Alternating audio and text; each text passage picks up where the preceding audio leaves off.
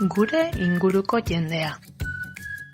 Itxura, tamaina eta kolore askotako jendea dago munduan. Andreak, haurrak, gazteak eta pertsona helduak. Orinekin, betaurrekoekin, buruan txanoarekin eta bibotearekin.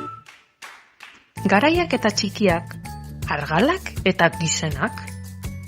Ile beltzekoak, beltz-beltzekoak, ile horiak eta kaskagorriak. Munduan, milaka milioi pertsona bizi gara, eta segundo bakoitzean, 5 haur jaiotzen dira.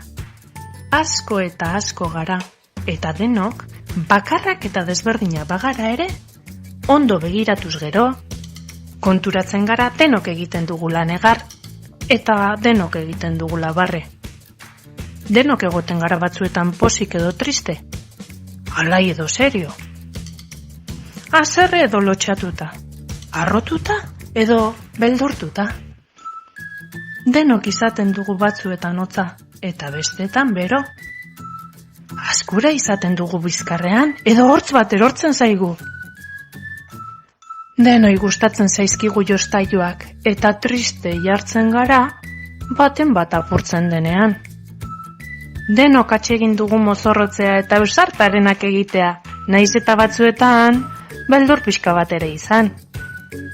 Eta goxoki asko jatea gustatzen zaigu, baina gero tripako minez egotea ez. Hori ez zaigu gustatzen. Ez dugu atsegin bakarrik sentitzea, eta noizean behin bezarkada bat jasotzeak poza ematen digu. Oso gauza dibertigarria da, gu bezelakoak ez diren pertsonak ezagutzea, eta ikustea denok berdinak garela gauza batean. Denok mundu berean bizi gara.